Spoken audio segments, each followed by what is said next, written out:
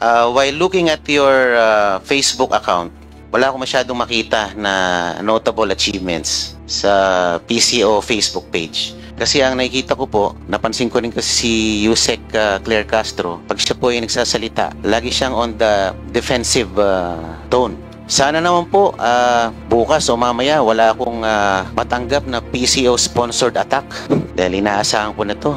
Sobrang nakakagulat na balita. Grabe, anak ni Marcoleta napahiya. Ginulat ni President Bongbong Marcos na iyak si Marcoleta. Ayon sa nakalap nating impormasyon, bumuelta ang anak ni Marcoleta sa mga atake ni Yusek Claire Castro, panay depensa kay BBM sa paninira. Binira sa budget hearing ang PCOO pero takot sa buwelta ang anak ni Marcoleta. Grabe ang anak ni Marcoleta, napahiya. Ginulat ni President Bongbong Marcos na iyak si Marcoleta. Tara panoorin natin. The chair now recognizes from the minority, Honorable Paulo Henry Marcoleta from Sugi Party List. Thank you, Madam Chair.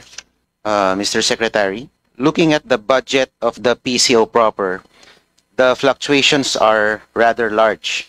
From 493 million in 2023, it reached nearly 90% to 933 million in 2024, only to be cut to 695 million in 2025. And now, the PCO is requesting a 954 million budget for 2026. This rather yo-yo or fluctuating budgeting makes it impossible to track long-term strategies. Could you kindly explain to us what new urgent mandate justified the nearly doubling of your budget in a single year? Thank you, Your Honor, Madam Chair, and thank you for this opportunity to explain what you have described, Your Honor, as the yo-yo budget. I was informed that the budget in 2024 was significantly reduced because of the low utilization rate in 2024. Unfortunately, the budget went down after that. But based on the 2025 budget, what we are proposing right now for 2026 is really more aligned to the 2024 level and consistent with the programs that we have initiated in 2024.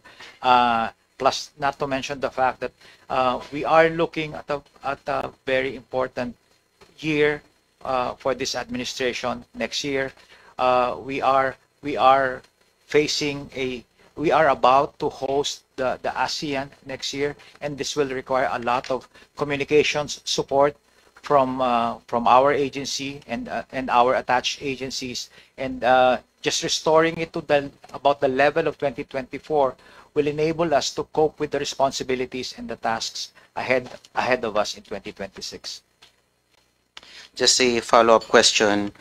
The bulk of the increase was in PCO's maintenance and other operating expenses, which grew to 689 million. Meanwhile, PCO's 2026 performance targets for 2026, such as disseminating 3,350 new news releases, are identical to PCO's 2024 targets, despite requesting an even higher operations budget. How can PCO justify a higher budget when PCO's own targets remain stagnant? Is the PCO simply asking for more money to do the same amount of work? Thank you, Your Honor. Again, thank you for allowing us to clarify that point. We are already in representation. We've made representations already with the DDM to revise this target to accurately reflect the levels as stated in the MOE. So we are now in the process of revising those targets, increasing those targets, and coming to an agreement with the DDM on this one. Thank you for that answer. My last question. Nakalagay po sa mandato ng PCO na ang Presidential Communications Office ang magsisilbing primary communications arm ng gobyerno. At isa sa mga pangunahing trabaho ninyo ay ilathala ang mga magagandang achievements ng ating pamahalaan. While looking at your Facebook account, wala akong masyadong makita na notable achievements sa PCO Facebook page. Ang nakikita ko lang recently, yung mga inspection ng ating Pangulo sa mga faulty flood control projects. I don't know if it's that an achievement in itself.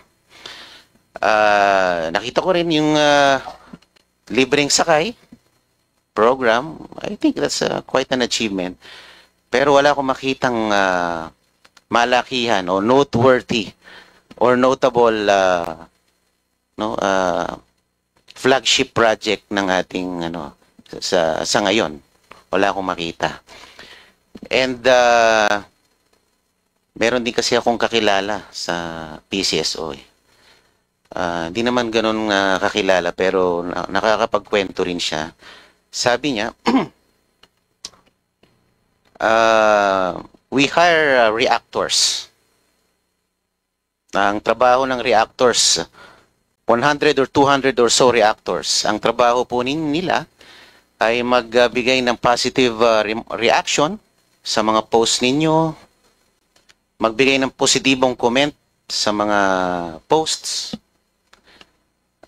Yun po ang trabaho. Aside from maintaining around 76 vloggers.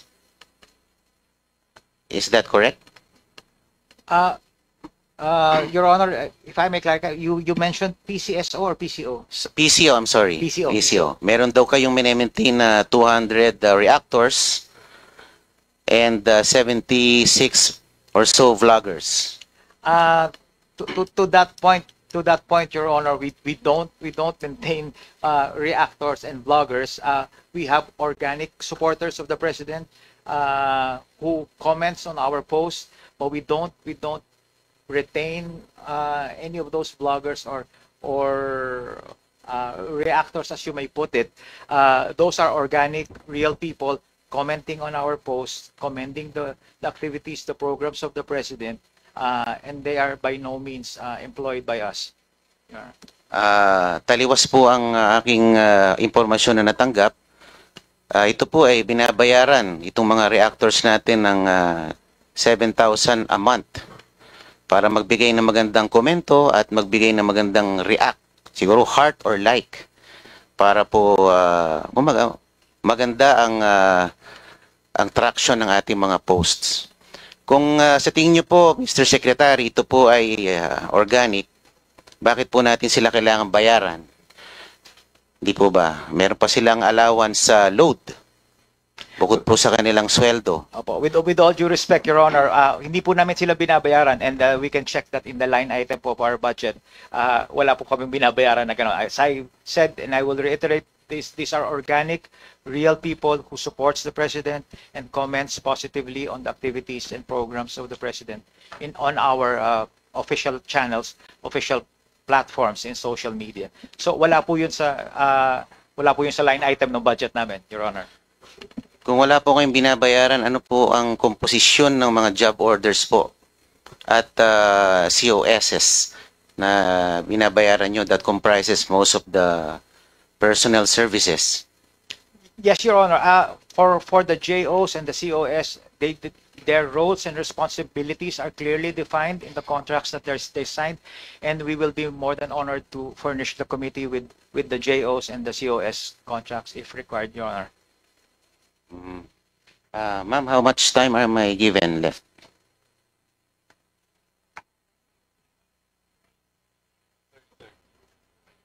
Opo. Ito na lang po. As a way forward, Madam Chairperson, Mr. Secretary, may I kindly ask for the committee to direct the PCO in submitting to the Secretariat and my office within 5 working days the following documents: traveling expenses, a list of all foreign and local trips, their purpose, duration, cost, and the personnel who traveled, professional services, the names of all consultants, their terms of reference, their fees, and their specific outputs of deliverables. Advertising expenses, a list of all placements, boostings, the media outlets paid, and the cost of each campaign. And representation expenses, a detailed accounting on how the 41 million for 2024 was spent. Mr. Secretary, considering the similarity, just a manifestation, quick manifestation, other than the requirement that I gave them. Before we move to the manifestation, just wanted to check in, Secretary Gomez, would you be comfortable providing those information within 5 working days as requested by Representative Marcoleta? We will comply, Your Honor. Makakaasaw po kayo. Opo. Ito naman po ay tanong, ano ko lang naman, pakiwari ko lang. Di po ba mas madaling depensahan ng administrasyon kung ito ay maraming mga notable achievements? Mas madali siyang depensahan kaysa depensahan yung mga, or labanan yung mga kritiko ng gobyerno. Kasi ang nakikita ko po, parang din, siguro, napansin ko rin kasi si Yusek Claire Castro, pag siya po ay nagsasalita, lagi siyang on the defensive tone. Sa akin, rather than showcasing the landmark achievements of this administration, the PCO is reduced to just defending the administration from the harsh critics. Hindi po ba mas magandang kung gagawa tayo ng maganda para sa ating bansa? Tulad ng sinabi nyo, Secretary Dave, mas magiging organic ang mga taong dedepensa sa ating Pangulo at sa ating pamahalaan kung gagalingan natin ang ating pagganap ng ating tungkulin sa ating gobyerno. So, sana naman po, bukas o mamaya, wala akong matanggap na PCO-sponsored attack. Dahil inaasahan ko na to. Kaya lang, mag-iingat lang po ang mga kinaukulan dahil baka kayo ay liable din sa cyber libel. So, pag-aralan nyo rin po. Yun lamang po. Sana mag-focus po kayo sa paglalahad ng mga notable achievements ng ating administrasyon rather than resulting to or resorting to attacks from our critics. Mas maganda yun na taong bayan na mismo ang dumedepensa sa ating Pangulo. Yung lamang po. Maraming salamat. Madam Chair, if I may respond to the manifestation. Thank you, Madam Chair. I would just like to assure Your Honor that as I pointed out earlier, when I assumed this role 6 weeks ago, that I am committed to what I call my 3 Ps minus 1. I am here to communicate and socialize only the programs and policies of the President minus the politics. And that will continue to be the focus of while I continue to hold this role in the administration. Thank you very much, Your Honor. Thank you, Secretary Gomez. The committee now recognizes Representative, the last interpellator for the second round, for the first round, sorry. For the first round, sorry. We now recognize the Honorable Rufus Rodriguez for his interpellation. Thank you, Madam Chair, and of course to the Vice Chair and our Chairperson, Mika Swansing over there. And good evening to Secretary Gomez and the officialdom of the Presidential Communications Office. First, I'm glad that our good friend, our colleague, Precious Castelo is here. Thank you. We are happy to see you here, back to your home. We're also happy to see my dear cousin, my primo, Jimmy Policarpo. So, you know, we are here because we have the presentation of the budget. And I have read, this was earlier given to us, and I have read the accomplishments and achievements of the PCO, and we are very proud of this office. And so therefore, looking at the budget, we saw, Madam Chair, that there was a very small increase of 381 million pesos. Is that the right amount? 81 million.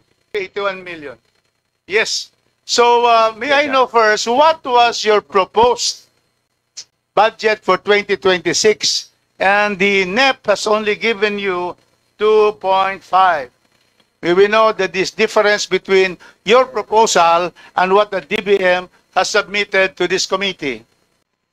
Your Honor, can we request 1 minute suspension? So, thank you, Your Honor.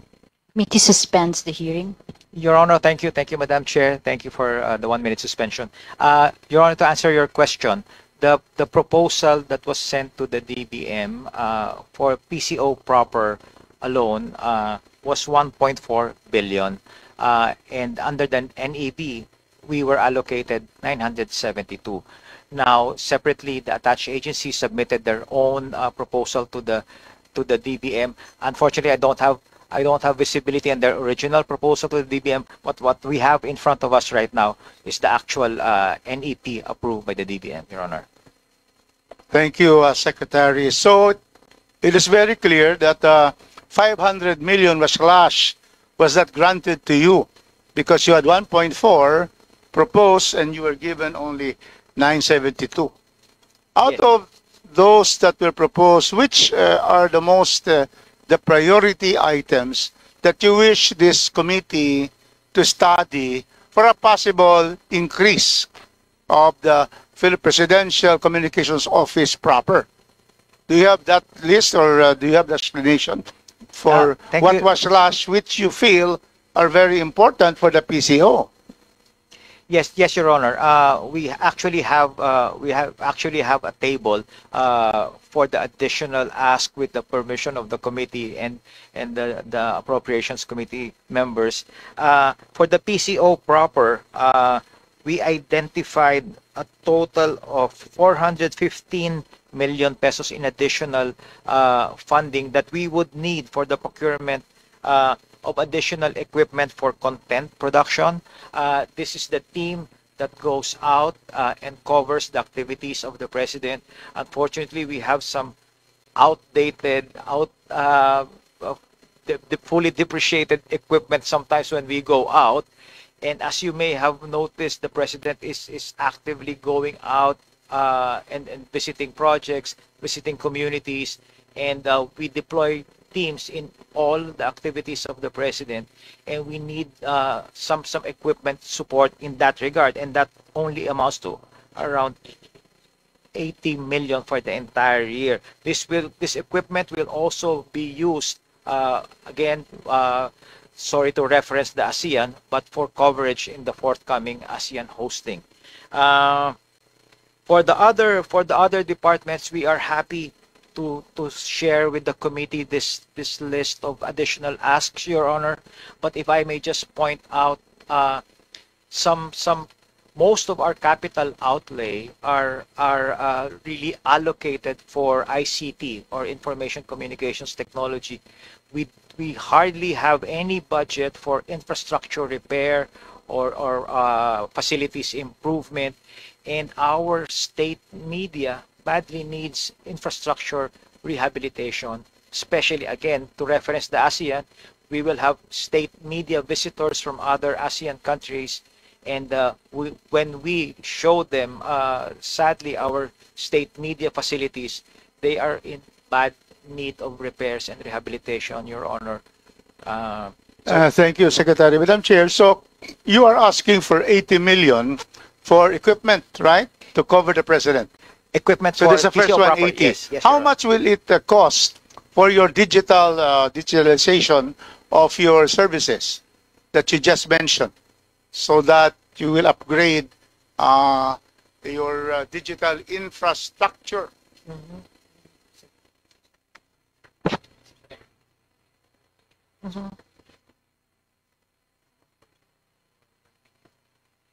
Yes. Thank you, Your Honor. Actually, the digitalization program is really spread across all the attached agencies of the PCO. How much would that be? So for example, for PTV4, it would cost around 1 billion pesos to purchase additional digital television transmitter to broaden our reach and to digitalize PTV4. For IBC 13, they are requesting for capex digitalization of 300 million. RTVM as well, and the 80 million I mentioned for PCO content production also includes, in part, the digitalization needs. No? Thank you. Madam Chair, can we request the Secretary to submit to the committee what are the real priorities, the items you feel should be included in 2026 to make you really be able to especially to cover properly our president and also the improved digitalization. So can you submit that? Yes. So offhand, I can see that your proposed budget was reduced by DBM Yes. to the amount of 400. About that much probably would be amount, Madam Chair, to be able to restore to the PCO. Thank you. So my next question is to my primo. You were reduced by 963 million. Why is this so? No, Your This Honor, year, you have 1.1 billion, but then now you only have only 136 million was given. 128 million, Your Honor. Yes. Why? But you have to consider that's only for personal services. This Because one? that personal services, because MOE operations, we need to pay power companies, we have to pay water, we have to pay taxes, local taxes, because for your information, Honor, we paid all our realty taxes, kaya wala ko kami utang. Very good. Yeah. So here is the second page because I look at your first two pages and it says here your current budget for this year 2025 is 1.1. That's right, Your Honor. Yes. Because we need 300 million to further digitalize around 9 stations. But what was That's by given law. But what was given is It's only only- 128 million. it's 136 here. Oh, I'm sorry, sir. 136 136 we follow what is from stated there. NEB, sir. That's right, sir. I stand Yeah. correct. IBC, 136. Yes, sir. I stand So corrected. you lost sir. 963 million from this year's budget. Where's that? Your Honor, our budget, our budget request is 1.5 billion. Yes. That includes personal, MOE, CAPEX for digitalization, reorganization, balance. As I've said earlier, Your Honors, we have a program which was approved in previous administration, in previous years, the two-tier retirement program. We were given only one half of what we needed, which will be paid to this year, and the other half for next year.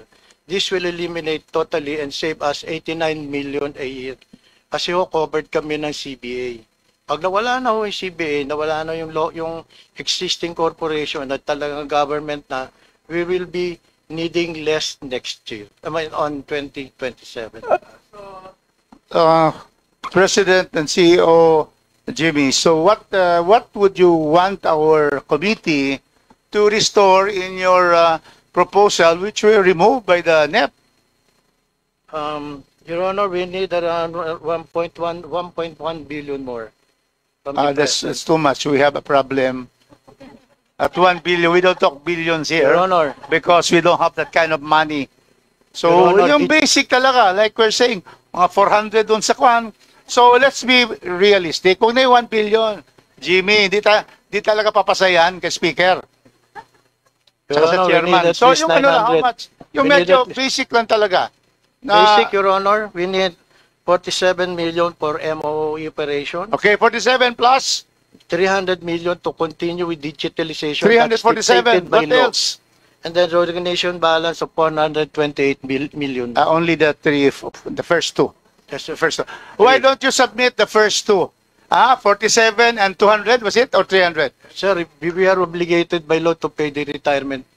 There's Because so many nabayad na hotel, obligations that we cannot really pay. So we just start We with will that. give you the options, Your Honor. So We will please submit to us the first two that you have mentioned. Yes, Your Honor. And Madam Chair, because the bell has rung, I will therefore finish my interpellation.